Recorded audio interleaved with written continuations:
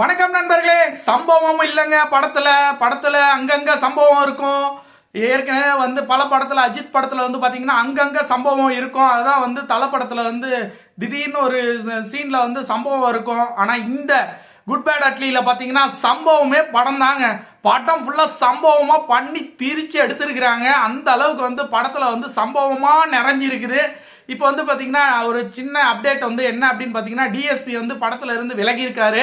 அவருக்கு பதிலாக படத்துல சாங் எல்லாம் டிஎஸ்பி போட்டாரு. இருந்தாலும் பேக்ரவுண்ட் மியூசிக் பாத்தீங்கன்னா ஜிவி பிரகாஷ் குமார் நமக்கு பேக்ரவுண்ட் மியூசிக் போடுறாரு. அவருடைய பேக்ரவுண்ட் மியூசிக் தெரிக்கிற அளவுக்கு பயங்கரமா இருக்கும். அவர் பாத்தீங்கன்னா எடுத்த வரைக்கும் படத்தை போட்டு பார்த்துட்டு ஐயோ இது சம்பவமே இல்லைங்க, படம் முழுக்க சம்பவமா இருக்குன்னு தெரிச்சிட்டாராம். அந்த அளவுக்கு படத்தை சம்பவம் பண்ணி வச்சிருக்கிறாரு அத்விக் ரவிச்சந்திரன். உண்மையாலுமே சொல்றேன், அஜித் ரசிகர்கள் எல்லாம் 2 வருஷம் காத்துட்டு இருந்தாங்க இல்லைங்களா, அவங்க எல்லாருக்கும் மிகப்பெரிய ஒரு ட்ரீட்டுங்க. இதுவரை நீங்க பார்க்காத அஜித் குமாரை செய்யாத சம்பவம் எல்லாமே இந்த படத்துல தெரிக்க விடுற அளவுக்கு சம்பவம் இருக்குது. சம்பவம் படம் முழுக்க பாத்தீங்கன்னா பூஸ்பம்பா வந்துட்டு இருக்குங்க. அந்த அளவுக்கு பாத்தீங்கன்னா படத்தை செதற விட்டு இருக்கிறாங்க. அங்க பூஸ்பம்பா கிளப்பி விட்டுருக்காங்க. எந்த இடத்துலயும் சைலண்ட் மூடே இல்லாத அளவுக்கு பரன்னு பட்டை தீட்டுவாங்கன்னு சொல்லுவாங்க இல்லைங்களா, அந்த அளவுக்கு பரபரன்னு பட்டை தீட்டி வச்சிருக்காரு. ஏன்னா அவர் ஒரு அஜித் ரசிகர். ஃபர்ஸ்ட் அஜித் ரசிகர் ஒரு படத்தை அஜித்தை எப்படி பார்க்கணும், எப்படி ஸ்டைலா காட்டணும், எப்படி மாசா காட்டணும், எப்படி கிளாஸா காட்டணும்னு ஒரு ஆர்வம் ஒரு இது மனசுக்குள்ள இருக்கு இல்லைங்களா ஒரு டைரக்டருக்கு. அதை அப்படியே நீங்க ஒரு ரசிகனா இருந்தா தலையை எப்படி பார்க்கணும் அப்படின்னு சொல்லி ஒரு ஆசை இருக்கும் இல்லைங்களா.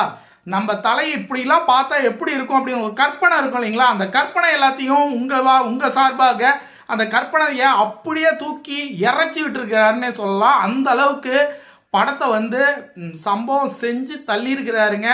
100% கேரண்டிங்க. 100க்கு 200% கேரண்டி. அந்த அளவுக்கு படம் தெரிக்க விட போகுது. அந்த அளவுக்கு சம்பவம் இருக்கு படத்துல.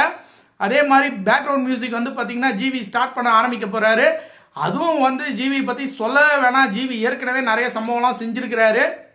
இந்த படத்துல ஸ்பெஷல் எஃபெக்டா சம்பவம் பண்ணுவாரு. ஏன்னா கிரீடம் படத்துல அவர் ஏற்கனவே தலைக்கு செம்மையான மெலோடி சாங் கொடுத்துருக்காரு. இந்த படத்துல பேக்ரவுண்ட் எப்படிலாம் கொடுக்கணும்னு நினைக்கிறாரோ அத்தனையும் தூக்கி சாப்பிட போறாரு. அந்த அளவுக்கு அவர் சம்பவம் செய்யறதுக்கு ரெடியா இருக்காரு.